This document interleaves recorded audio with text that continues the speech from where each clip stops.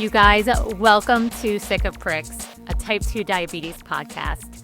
I'm Mary, your diabetes bestie. And today I want to take you back to the day that I was diagnosed. I was 21 years old. I remember getting the phone call. I was sitting on my front lawn. We had like this grassy hill in the front yard. And I was sitting there talking to my doctor, and she told me, you have type 2 diabetes, 21 years old. And I remember crying, and I remember thinking to myself, okay, what now? Maybe you know that feeling. Maybe your diagnosis came in a doctor's office or a routine physical, or you went to the ER thinking something else was wrong. Wherever it happened, there's a good chance you remember the moment your life became divided into two parts, before diabetes and after diabetes.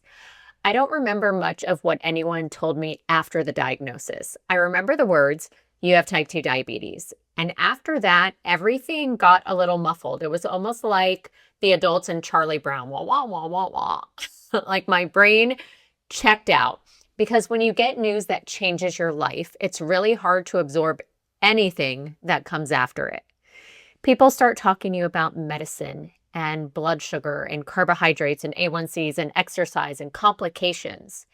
Meanwhile, I'm just trying to figure out how I got from being a normal 21-year-old to a 21-year-old with type 2 diabetes. Looking back now, almost 3 decades later, there are a lot of things that I eventually learned. But that is not what this episode is about. This is not Diabetes 101. I'm not going to tell you how many carbs you should eat or what your blood sugar should be after lunch or whether bananas are good or bad this week.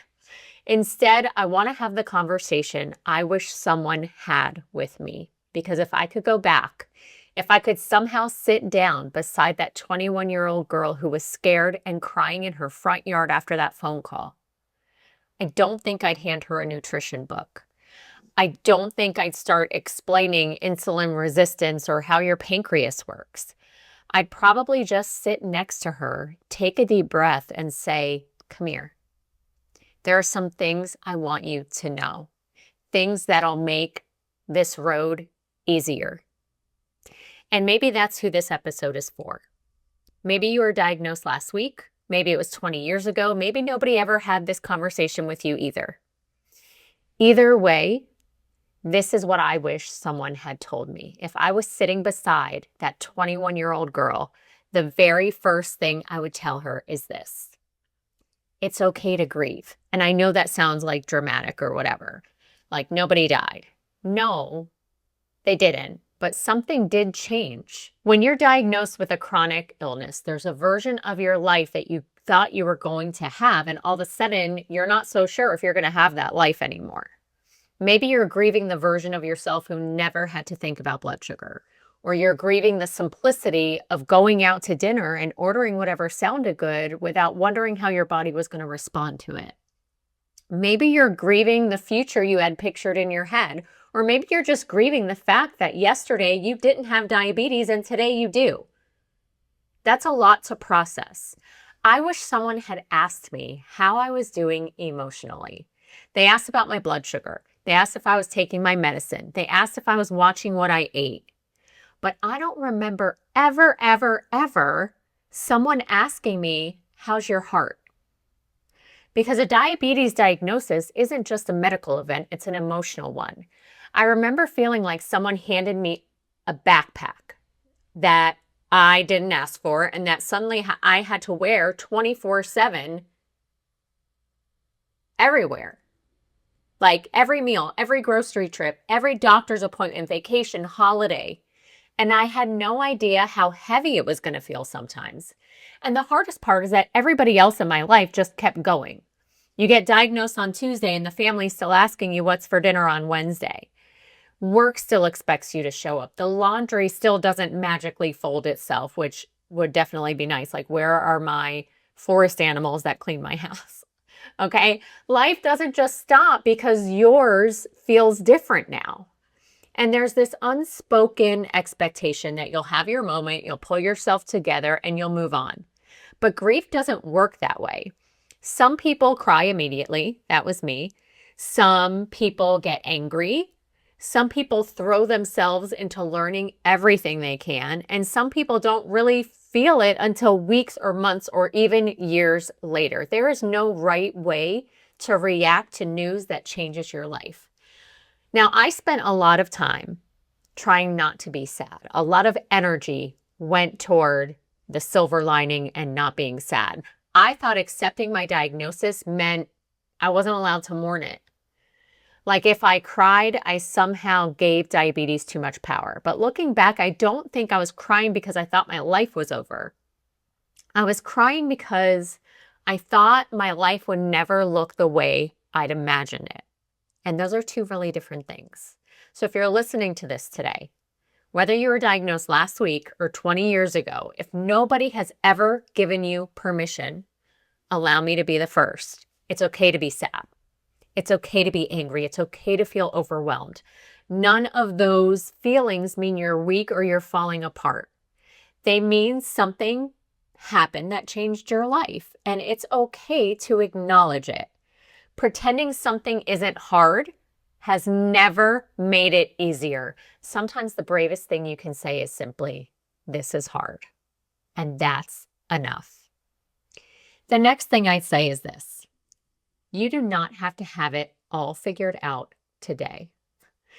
I remember how badly I wanted answers. What I could eat, what I couldn't eat, what my blood sugar should be, how often I should check it, how much exercise I needed. Basically, I wanted someone to hand me a rule book so I could say, okay, let me read this. This is how to do diabetes right. The problem with that is everyone seems to have a different rule book. Okay. I talked about bananas earlier. Like some people say bananas are great. Some will say absolutely not. Same thing with oatmeal. Greatest breakfast ever. It's dessert in a bowl. You should avoid it. By the time you're done Googling, what should I eat? You're afraid of bananas, oatmeal, fruit, bread, and probably cinnamon. And it's exhausting. And here's what I wish someone would have told me. Mary, you don't have to understand everything today. You don't have to leave the doctor's office as a diabetes expert. You don't have to memorize nutrition labels. You don't have to know what every single blood sugar means. P.S. Almost 30 years later, I still don't know what every blood sugar means, okay? You don't have to solve the rest of your life this week. You just have to get through today. I think that's where a lot of us get stuck. We convince ourselves, if I could just learn enough, read enough, research enough, we'll finally feel ready to eat, exercise, manage diabetes, live our lives again. But there will always be another article, another podcast, another expert, another person on Facebook who's absolutely convinced they have cracked the diabetes code. You could spend years collecting information and still feel like you don't know enough. The truth is, you don't learn diabetes all at once. You learn it a little bit at a time. A grocery trip, one meal, one doctor's appointment, well, that didn't go the way I thought it would. Or, oh, that went way better than I expected. That's how confidence grows. Not because one day you realize you know everything, but because you know more than you did yesterday. And then a little more than you did last month. And before you know it, things that once felt really overwhelming become routine. That doesn't mean that they're easy, just a little bit less scary. So if I could sit beside that 21-year-old girl today, I'd tell her to close Google for a little while, take a deep breath, eat some lunch, drink some water, and remember, you don't have to have diabetes all figured out today. You just have to get through today. The next thing I'd say is your blood sugar isn't judging you. I know it's hard to believe when you're newly diagnosed because I remember every time I checked my blood sugar, I felt like I was getting a grade. A good number, gold star for you. I was a good diabetic today. A high number, well, clearly I done something wrong. I'd immediately start replaying everything I'd eaten. Was it breakfast? Was it lunch? Should I have skipped the rice? Was it the birthday cake? Was it the banana? Okay. Did I not exercise enough? Or, hear me out, did I just look at something for too long and my blood sugar spiked? Listen, sometimes it feels like that. You don't even have to eat the thing. You just have to look at it or think about it and your blood sugar spikes. I spent years believing every number had something to say about me, that a good blood sugar meant I was disciplined and a high blood sugar meant I wasn't trying hard enough. Your blood sugar isn't measuring your effort or your character. It's not deciding whether or not you're a good person. It's simply telling you what your blood sugar is in that moment. I want you to think about temperature, a thermometer, okay? When you take your temperature and it comes out as 99.3, you don't get mad at the thermometer and say, well, I guess I failed at my body temperature, right? It is just reporting what your body temperature is. That is the same as your glucometer or your CGM telling you what your blood sugar is. It's just giving you information, not a verdict. Now, that doesn't mean that we ignore that. Of course not. Just like you would take your temperature again to see if it changes, you're going to get curious about your blood sugar too. Curiosity is very different than shame. Shame says, I blew it, I messed up, I failed. When curiosity says, I wonder what happened there. And trust me when I say sometimes the answer is, I have no idea. Who knows? Because here's another thing nobody told me. Diabetes doesn't always make sense. There are going to be days when you eat the exact same breakfast you've eaten all week and somehow get a completely different result. You're going to have moments where you do everything right and your blood sugar still decides that it's going to act up and be difficult. It's frustrating and confusing, and sometimes you just want to throw your hands in the air. But your body is not a math equation. There is not an exact answer for it. Stress matters, sleep matters, getting sick, hormones, life. You're going to have numbers that surprise you, but that does not mean that you failed. You live in a real body, not in a laboratory. One of the biggest mindset shifts I ever made was realizing that my blood sugar wasn't there to make me feel bad. It was there to help me make my next decision. Maybe I need water. Maybe I need a walk. Maybe I don't need to do anything at all. Sometimes the answer is, that's interesting. And then you move on. Because here's what I wish I understood sooner. One blood sugar reading doesn't get to decide how you feel about yourself. It doesn't get to ruin your whole day. It doesn't get to erase all the good choices you've made. It's one moment, not your identity. And I promise you, you'll enjoy this journey so much more once you stop trying to prove yourself to your glucose meter. The next thing I'd say is this: you do not have to be perfect. I really wish someone told me that sooner, because I didn't just bring diabetes into this diagnosis. I brought years of diet culture with me. I already believed there were two ways to do things: perfectly or not at all. If I ate right all day, I was winning. If I exercised, winning. If my blood sugar looked good, winning. But the minute something didn't go to plan, one skipped workout, one restaurant meal, one high blood sugar, one cookie, well, that meant that I blew it. And if I already blown it, why not just start over on Monday? Tell me I'm not the only person that's ever done that. The problem with that is diabetes doesn't ask you to be perfect. It asks you to keep showing up. And those are different, because perfection says, if I can't do this exactly right, why bother? When consistency says, that didn't go the way I hoped, what's my next step? That is a much kinder response to yourself. And it's also more useful. I think one of the reasons diabetes can feel so exhausting is because we put so much pressure on ourselves to get it right all the time. Every meal, every workout, every doctor's appointment. It's like we're walking around with this invisible scoreboard, constantly wondering if we're passing or failing. No wonder we're tired. No wonder we're overwhelmed. No wonder we sometimes think, I don't want to think about diabetes today. That doesn't mean that you don't care about yourself or that you're lazy. It doesn't mean that you're giving up. It means you've been carrying something heavy for a long time.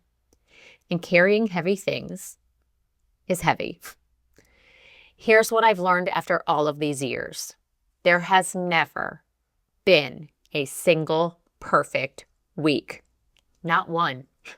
I've forgotten medications. I've had blood sugars that made no sense. I've eaten things I knew would probably spike me because it was my anniversary or birthday, or simply because I wanted to.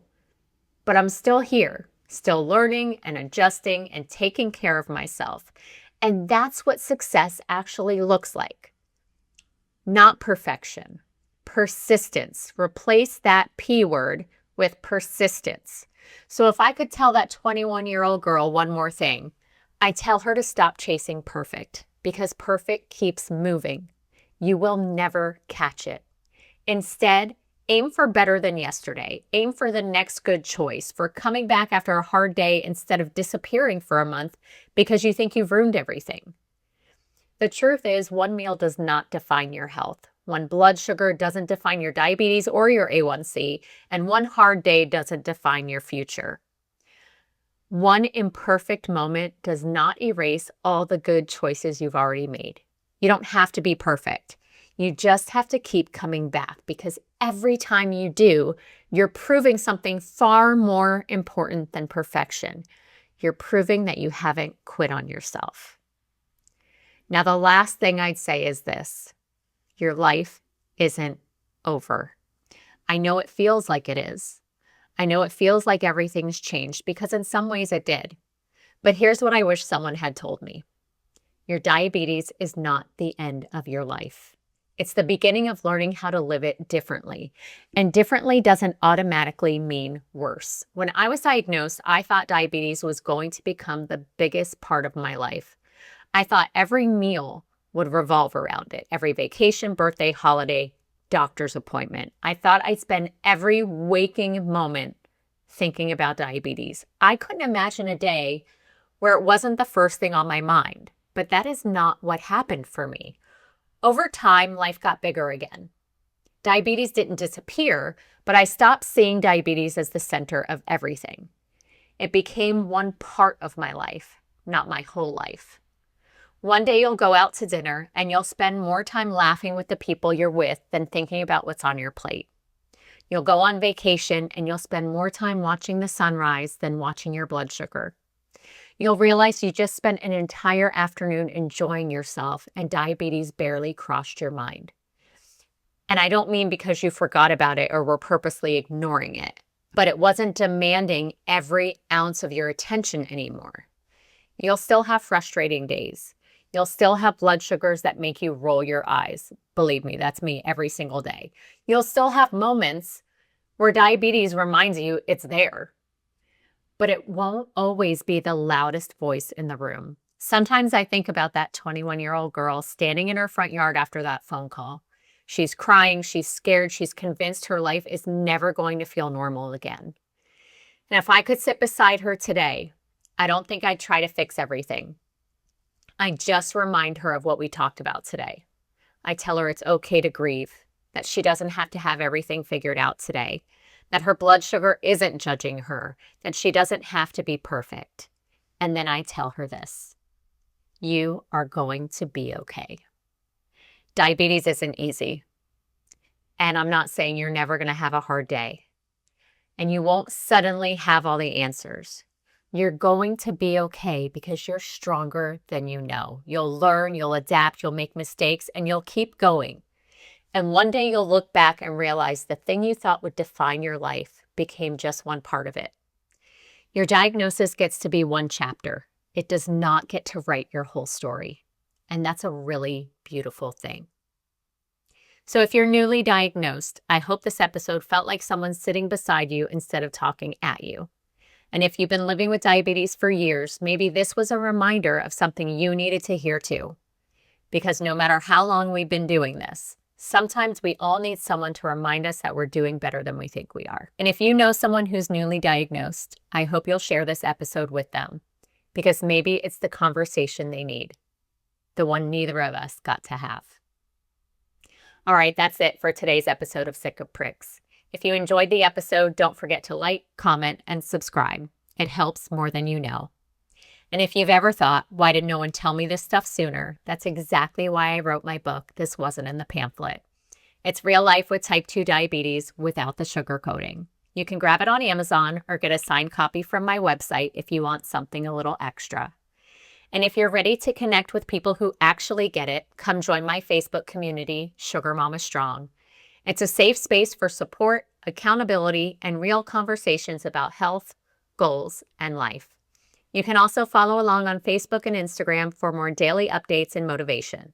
Everything's linked in the show notes. Thanks for listening, and I'll see you next time.